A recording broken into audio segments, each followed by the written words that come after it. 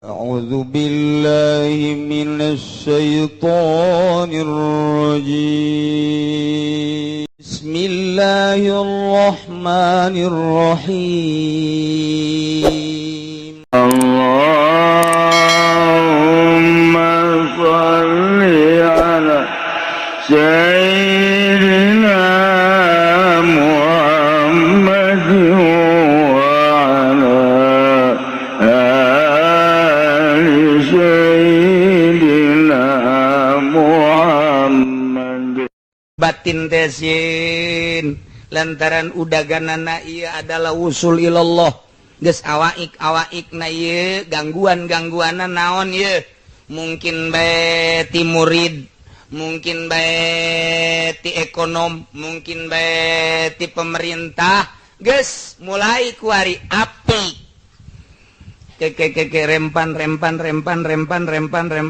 rempan embung kapanggih jeung pamarentah teh embung lumpat aya nu biasa da lumpat teh hate aya nu lumpat zahir wa batinan zahiron wa batinan abah ucu guru kula dicaringinnya nama atuh lamun deuk aya lurah bae geus nyilibnya nama embung kapanggih sieun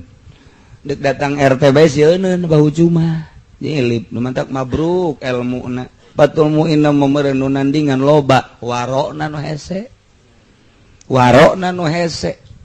api aya almarhumah abah di dieu biasa bae nya nama di hareupan bae jalah tuh kumaha urang bae ceknya sapiranya na datang ka dieu ngan urang nabi ulah ka babawa datang ka dieu hormat ngobrol-ngobrol geus beres geus sakitu bae wae ngaji wae salat embung ka bawah henteu naon teh nya datang bisa dinasehatan ngobrol ngaji geus nya dadaekeun hamdeu teh daekeun atuh geus wau henteu naon henteu ieu beres tuh aya abuya sieun deuk datang salaman beres tinggal urang deuk kumaha tah cenah urang mah itu hese ieu hese mendingan urang datang bae ka bupati tangkorak sia hese tinggal gua urang sok dek nuturkeun sa bae ucu lulumpatan nya nama embung bae embung gajeun teu wauh eta nu manta kitu boga pagawean batin mun teu boga pagawean batin mah tuh moal mun teu boga pagawean batin atuh biasa saya tak camat je tungguan sagadeung ye lumayan 2 juta paling ieu cak hatena teh tungguan sagadeung mal kabal di jalan teh aya camat cenah ieu tungguan bae tapi lamun aya boga pagawean sae teh di HP aya camat tah balik bae lah henteu nya dek nungguan bae angel ngabaso heula di jalan kena angel ngabaso heula kena angel cak jabat teh angel amat nya telepon deui geus balik eta encan ngabaso deui teu nyaraon nu milu mah pan ieu ngabaso deui horeng menghindar embung kapanggih jeung camat pajar ekstrim ulang lamun kadengin ku pemerintah mah lain ekstrim ieu teh deuk kebersihan batin sia masuk salah bae sih pajar urang anti pemerintah lain wayah nyeun KTP mah ka pemerintah wayah urusan SPP teh mah pemerintah jam memang pemerintah urang ngan urang mah teh sekedar lalagaan bebeneran mah yang usul ke Allah embung sasalaman aja sebab eta teh jadi gangguan mun teu bisa lah gak salah jateu najis teh naon leungeunna mah biasa tuh duitna ge jateu najis ieu siapa kadinya bae kan geus kayawan gua aing ya ieu ngaranna at-tabu yasruqu tauba watek maling watek bahaya kurang lamun ngobrol we Waalaikumsalam heh Bapak muhun ya alhamdulillah aya naon henteu aya naon ngan ieu bade pilkada doana bae kiai mah doana henteu aya naon mah doana bae ya atos ieu teh rapi segala rupa mah ieu mah doana bae eta mah atuh masalah pilkada na bantah mah atuh masing-masing bae eta mah ngan dia aya kadar bingkisan bingkisan muhun ieu mah di ditu di deuleu teh aya iraha Bapak bade ka diri aduh nah iya eta kos kari itu kiai tolol jasad hese ya Allah ya Rabbi tah eta urang kitu kadatangan nu pengusaha ngan pengusahana make riba eta si ade gangguan eta ka kiai coba ge cokot duitna balanjakeun dahar coba ge hudang peuting rasakeun ge nu biasa hampang berat biasa coba rasakeun ieu cenah kula mah teu karasa pada mang teu karasa tuh delok hudang sih kula mah teu karasa kuat teu bisa bedakeun coba ge balanjakeun dahar beda bisa dibedakeun teh duit riba jeung duit halal geus lamun jelema anu hayang usul ilallah dicirian ieu mulai didahareun ieu ya geus karasa puyeng geus tuh kos kitu kan kos kitu tah ai urang mah teu buka rasana ira teh budak datang deui lumayan tah urang mah ngarep-ngarep lain ngadoa ka Gusti ya Allah ya Rabbi Gusti abdi teh pan hayang usul ka Gusti nu karasa duit ti si eta ku abdi geus dirasakeun puyeng hudang ti peuting teu bisa tahajud teu bisa maca Quran nyanggakeun ka Gusti sadaya-daya aya ku abdi beureun diusir teu bagus atuh Gusti nu ngadatangkeun Gusti deui nu ngajauhkeun mangga jauhkeun Gusti jelema na mah duit nu masalah kirimkeun ge eta doa bloon teh doa aduh Gusti bonusnya 3M Gusti aduh Masya Allah karim nah iyalah jadi lamun urang dek bersihan batin supaya cekas supaya Allah teh kagambar di hati urang di dunia hati ta'alluq ka Allah mata hati neuleuh ka Allah di akhirat mata zahir batin neuleuh ka Allah supaya kos kitu nah kuari mulai dibersihan duit makanan jelema dibersihan ka ajeun disangka ekstrim ge eta mah geus sabodohnya anak urang nya pepegatan ieu panjing jelema aya jeung Allah nah ekstrim pasti bae ekstrim khariqun lil adat teh nu biasa kapangijeng jelema bunga sono ieu mah henteu geus khorik tadi hayangnya khariqun lil adat bertanya geus pepegatan jeung jelema bakal khariqun lil adat sebab nu biasa jelema kapangijeng jelema teh biasa ieu mah henteu bung kapanggih geus khariqun lil adat tapi lamun teu boga tujuan mah teu bagus ieu mah boga tujuan titipan ti guru kade hate supaya babarengan bae jeung Allah geus dulain Allah sisikeun mulai mahal kos gitu teh ke terus behelanan ngaji ge helanan ke puyeng sorangan ge hayang nyaho mahalna waktu hayang nyaho mahalna tempat mahal bedang ke bakalna terus set geus tu kamari teh tempat sampai masjid nah kuari kieu geus kamari dibahas kitu naon ngaranna wal hukub bibabi hadratihi waqfatun ta'dilu alfa waqfah bi arfah cicing di hiji tempat anu nyana wusul ilallah eta teh ngabandingan arfah 1000 kali arfah 1000 kali arfah nah iya aya deui bahasana beda bahasa kama golal akhor kullu waqtin min habibi qadruhu kalfi hijatin tiap waktu asa bareng jeung kakasiane jeung Allah eta ukuranana sarua jeung 1000 haji wayal kharitu ngerucut akur cek urang mah ngalembre dina rentengan ieu bahasa ngunggulkeun ayat-ayat Al-Qur'an sebahagian kana sebahagian ayat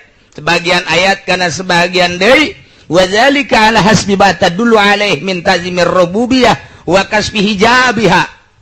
urang maca Quran teh disunahkeun tadabbur urang bisa menang sajud setengah jam bigoiri tadabburin tapi bisa 2 jam ditadabburin maningan tadabbur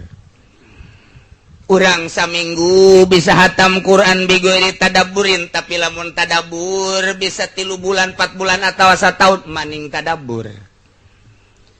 أعوذ بالله من الشيطان الرجيم بسم الله الرحمن الرحيم dibaca kurang itu abasa wa tawalla mengo kangjeng wa tawalla tegesa mengo bendu abasa wa tawalla an ja'ahul a'ma ketika datang ka Kangjeng Nabi jelema nu buta yane Ibnu Ummi Maktum ketika Kangjeng keur kudu karumpel jeung sahabat-sahabat ngayakeun pembahasan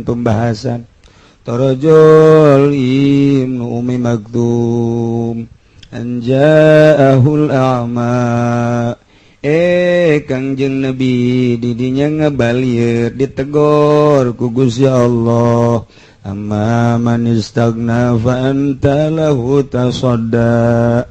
napon kadatangan jelema nu anjeun teu butuh ka eta jelema kos kadatangan nu buta yakne Ibnu Ummi Maktum anjeun Muhammad tasadda ngabalieur ulah kitu Muhammad lantaran eta jelema teh buat teuing menurut Allah mah leuwih mulya tibatan nu keur dihareupan ku anjeun ditegor ku Gusti lantaran kadatangan nu buta teh dianggap ku Kangjeng Nabi balah ngabalieur asa ribet. Wah Muhammad mun maneh kos kitu tingkah laku anjeun atuh agama moal beres Muhammad. Awas ya. Wa amma man ja'aka yas'a anapun di mana jelema datang ka anjeun teh jelema anu potensi. Waduh pantalahu talaha wahe kala awas Muhammad ulah kitu ditegor Kangjeng Nabi urang tadabur teh maca Quran teh kos kitu lila katamat daripada A'udzubillahi minasyaitonir rajim bismillahirrahmanirrahim annahum yarawnahu sadaqallahul azim bagus Bismillahirrahmanirrahim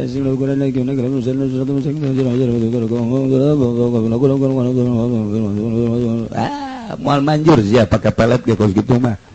kol Quran tinggal kol Quran eta Yasin moal manjur bae moal kudu kumaha Bismillahirrahmanirrahim Yasin artina ieu Haji Yasin oh ngaran julukan ka Kangjeng Nabi teh disebut Yasin wal Qur'anil Hakim demi Quran anu bijaksana luar biasa istimewana Al-Qur'an pertimbangan-pertimbanganna innaka laminal mursalin sanyana anjeun Muhammad salah sahiji di antara yakin salah sahiji di antara mursalin inna ja'alna terus urang ditadabur tah lamun urang geus paham akan Al-Qur'an teh langsung aya di jero hate teh masyaallah fattaqun nar allati waquduhan nas wal hijarah sing sararieun barada kabeh kana neraka anu neraka teh angke bakal suluhna teh adalah pemerintah jeung jawara-jawara termasuk Kiai Golkar aduh waquduhan nas wal hijarah wa'iddat lil kafirin disadiakeun ke bakal eta neraka teh jeung para kafirin kabeh jadi tah di jero hate teh aya tuh kumatak ngeunaheun maca Quran teh laun lambat naon bae coba ge urang hartikeun di jero hate bari tadabbur komo jeung dongeng-dongeng jeung riwayat-riwayat masyaallah sampaikeun ka asbab nuzulna mantak Sayyidina Abu Bakar mah ketika dijadikeun titah jadi imam muru Abu Bakrin parentah Abu Bakar supaya jadi imam manas cek Siti Aisyah tuan teu kuateun Abu Bakar mah titah jadi imam mun cicing di tempat tuan kunaon emang nya nama asal maca Quran ceurik asal maca Quran ceurik muru Abu Bakrin cek Kangjeng Nabi parentah ku bareneh kabeh Abu Bakar lantaran keukeuh Kangjeng Nabi kan teu damang aya Siti Hafsah istri Kangjeng putri daripada Sayyidina Umar Hafsah cek Siti Aisyah ka dieu eta Kangjeng keukeuh jasa ditangi Maman Abu Bakar ka abah sia bae abah maneh bae Umar tangi maman gitu lantaran Abu Bakar mah lamun imaman cerik bae teu kuatin jangan maca Quran dah bebeja Siti Hafsah Kangjeng ja Siti Aisyah titah Sidina Umar titah Abah bae jangan imaman sebab teu kuatin muru Abah Bakrin wih siun cek Siti Hafsah titah Abu Bakar bae antunna anjeun kabeh sakumaha awewe nu keukeuh ka Kangjeng Nabi Yusuf kekeh hayang neuleuh Kangjeng Nabi Yusuf kos kumaha kekeh dibejakeun moal kuat ge muru Abu Bakar ieu teh sababaraha man paedana maksudna Sayyidina Abu Bakar teh mun baca Quran nya mah cerik baca Quran masyaallah pernah Muammar ge cerik balik teh bayaran datang ka imah ceriknya pohon dan ini lupa apa ini aduh podol aja pernah cerik dong aduh udah daripada cerik mending bere-bere habak nah iya muru apa cerik Sayyidina Abu Bakar loba sahabat-sahabat nu cerik maca Quran teh kabelah dieuna loba anu mantak loba anu macana eta bae aya hiji kenikmatan jadi eta ulama teh macana eta bae aya hiji kenikmatan nu nyana geus dibulak-balik ayat eta teh nikmat luar biasa mantak di lembur urang ge aya nu sok kuliah jeung kulhu bae emang eta doang nah mulai kuari hiji-hijina ayat teh aya rahasia kabeneran jelema nu maca teh keur sadar kabeneran keur sadar tadabur kana eta ayat keur sadar tadabur waktu jeung tempat ngepas ta eta teh lamun waktu jeung tempat ngepas pikiran teh pas jasa keur kadinya maksudnya kumaha kieu jam eta sadar di tempat eta sadar maca Quran kesadaran dipake tadabbur terasa hirup teh terakhir eta teu inget kanu enggeus teu mikiran kanu encan seakan-akan harita bae Allah mukakeun hijab putuh ka jero hate retek ngeunaheun amat teh ayat lain ku ceuli kadenge ngeunahna tapi ku sabulu-bulu nikmat sabulu-bulu hese tak mangis carita ngeunaheun atuh si ayat urang nu maca urang nu ngeunaheun ketika urang kaayaan seperti eta pas frekuensina tempat waktu sadar jeung pembukaan hijab ti Gusti Allah putuh ngaranna putuhul arifin nu kosok urang dibuka dibere urang teh tet bae teu kudu maca urang ngadenge batur nu maca Quran ngeunaheun lain ku ceuli perasaan urang nikmat jasa hese nyaritakeunana eta mangga hese ngeunaheun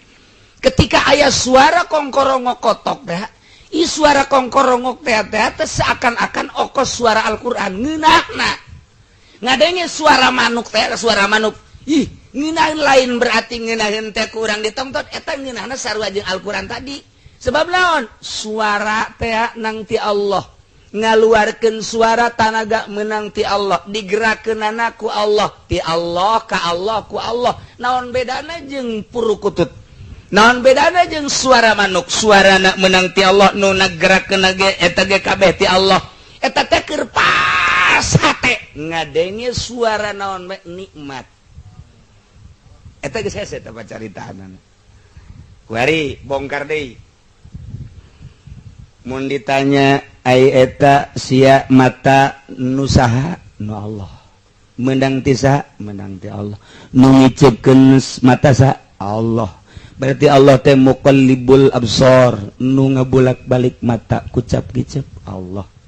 nu bisa mereneuleuh saha Allah nu dideuleuh ku sia naon ieu makhluk Allah ai makhluk Allah gerakna jeung cicingna teh ku saha ku Allah mata sia nu Allah neuleukna ku Allah dibisa bere neuleuk ku Allah nu dideuleukna gerak-gerak Allah atau Allah kabeh karasan teu Allah na ku sia encan karasa kakarak dongeng doang lamun ku sia geus dikitu-kitu encan karasa keneh berarti aya panyakitan di awak sia balikan deui nu mere ceuli saha Allah nu bisa ngadengekeun Allah anu bisa ngadengeken suara-suara sa Allah suara eta adalah tisati Allah anu batur nyuara-nyuarakeun boh manusia boh hewan eta nu ngabisakeun sasada sa Allah atuh sorak kadengena ku Allah itu nangieun sa Allah eta celisian nang sa nang Allah Allahna di mana teu karasa hijab berarti koreksi kurang hijab teh menang ti camat dibere 2 juta tatilu karena kamari pun ti bupati bulanan teh sabaraha kara bulanan teh sabaraha kara atuh ngaromong sia atuh sok antri teh beb berapa beb 300 eta alang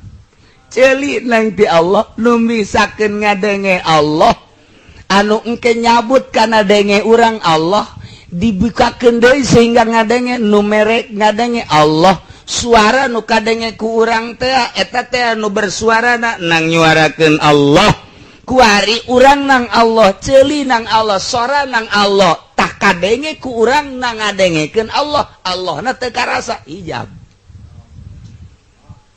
berarti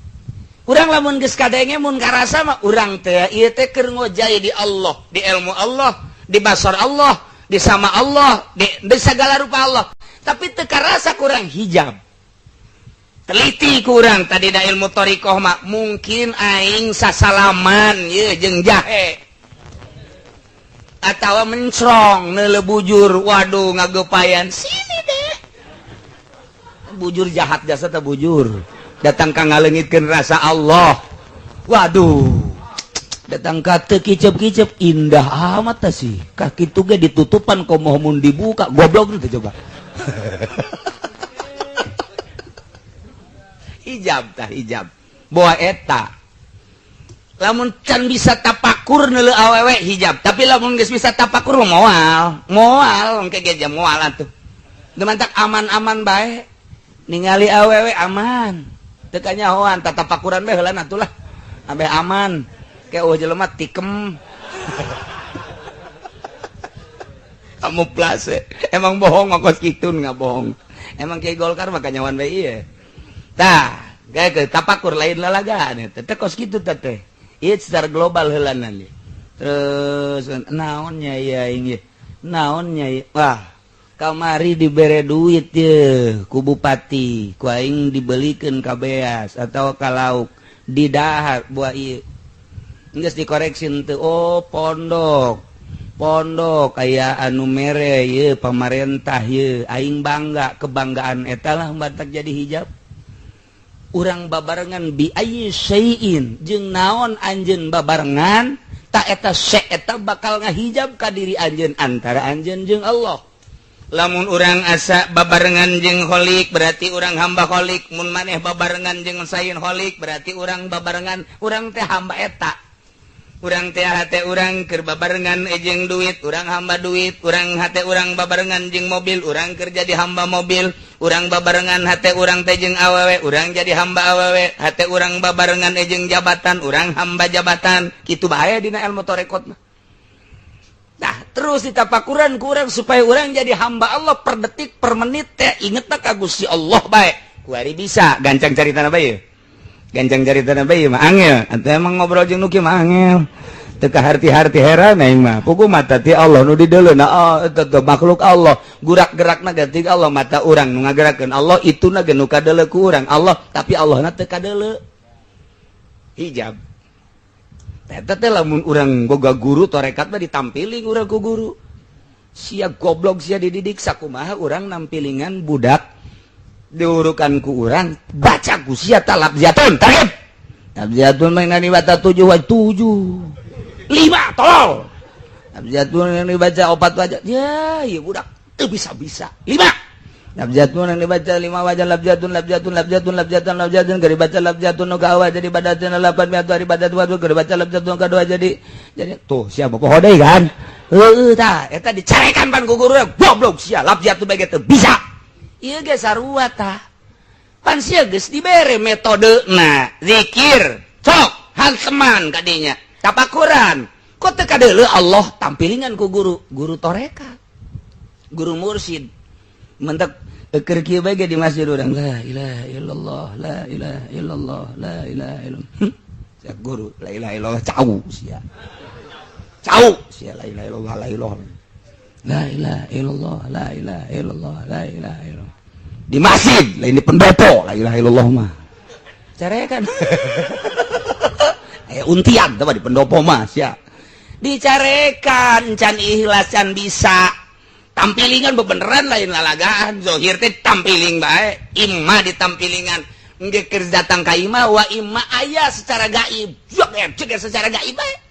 keur di pendopo teh tampiling isa nu nampiling ieu sanu nampiling teh teh teh kanyawan horeng guru eta teh leungeunna datang ka pendopo pod balik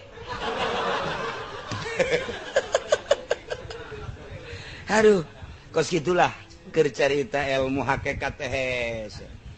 emang aya moal datang lamun urang teu pernah ka guru moal bisa balikan deui tah ku ari jamna geus jam 12 gah datang teh moal sih iya keur carita akur frekuensina waktu tempat sadar dibukakeun ku Gusti Allah tret muringgak bulu nyanana ge ku ngeunaheun teh di mana tah kajadian kos kitu di musola eta pas nyana wusul ilallah boga perasaan eta tempat eta mulia ternyata di kamarnya di kamar terjadi seperti eta kamar eta mulia tempat keur nyaritakeun tempat tempat eta teu sembarangan berarti eueuh setan saat eta di tempat eta mulia tah eueuh setanan di tempat eta nu mantap kainget-ingeteun engke kan ku Allah ditutup deui di istiqomah mah teret mungkin 5 menit nya bisa gitu mungkin 10 menit tah ke kapanggih jeung jelema embung kanjen ku kumaha kan ku lantaran nyanana henteu kholwah ya otomatis kapanggih ngobrol ku obrolan makhluk eta bisa leungit ku obrolan makhluk bisa leungit sebab nyana keur jeung kholik ketika nyambung deui jeung makhluk kholik eueuh leungit lah nyana leungit ya asa tinggalin naon asa kalingitan naon Gusti leungit mulai nyana mandi deui wudu deui mulai start deui hese ka aya deui can puguh bisa saminggu sabulan moal bisa terus koreksi hese amat balikan deui ka tempatmu eta tempat eta pernah di mana terjadi eta tah kos kitu teh ternyata pernah di masjid anu balik deui ka ditu eta tempat lain lalagaan mulia menurut manehanana saat eta bisa wusul ilallah tah eta teh setanan di dinya balik deui coba ka ditu balik deui ternyata hadir mentak aya anu disurau ulah dirobah ieu mah surau teh sebab naon ieu teh aya hiji kenikmatan kamar ieu ulah dirobah aya hiji kenikmatan kamar ieu teh pernah terjadi naon pengantin baru nah ieu penemuan wusul nikmat anu luar biasa terjadilah di berede ku Gusti aduh ngeunaheun amat eta tempat lain sambarangan mulailah nyana ku ari mengasingkan diri embung terang-terangan ka duit kos kitu teh sambarangan jeung jelema eta ulah diajak ka dieu nyana geus batinna geus ka Allah bae ulah si eta mah ulah sok diajak ka dieu lah aing asa teu lamun datang ka dieu si eta ulah atau teu ngomong kitu ngasingkeun diri di jerona Allah Maha uninga keur tegah teh urang oh si eta hayang jeung aing bae embung jeung makhluk kanyahoan kan ku Gusti Allah heug ku aing dibere ku ari sering per minggu sakali ketika urang boga perasaan kos kitu urangna teu salat ngahareupan jelema nu salat si itu salat bae urang mah asa bareng bae jeung Allah timbang di akhirat timbang nu salat ribuan rakaat jeung nyana nu cicing bae nganapas Allah doak bakal beratan nyana naon sebabna nu salat mah can puguh inget ka Allah bener teh kan pan si aya salat inget ka naon atuh kitu bae sia salat inget ka naon keur salat bae teh inget ka Allah nya mah diuk bae inget ka Allah diuk doang nya mantak diukna gengge kadang-kadang handapeun tangkal mede handapeun tangkal Ambon bari nyate atuh kumaha nyana bae geus kadang-kadang mah di sisi peciringan kira-kira teka ganggu nginahin jasa jeung Allah. Allah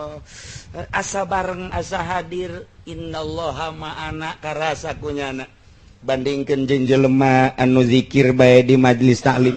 bandingkeun jeung nu zikir di Senayan, bandingkeun jeung nu zikir di istana, bandingkeun jeung zikir di pendopo, bandingkeun jeung nu salat bae anu motifna seperti eta nyana ngan sakur napas doang Allah Allah Allah napas eta mah pan maiyahna aya rasa bareng jeung Allah mahal jasa tah mahal jasa bandingkeun jeung nu sejen moal bisa nailah waliun min auliyaillah ta ieu kakarak carita ayat encan carita baca sholawat waktuna geus beak wallahu a'lam.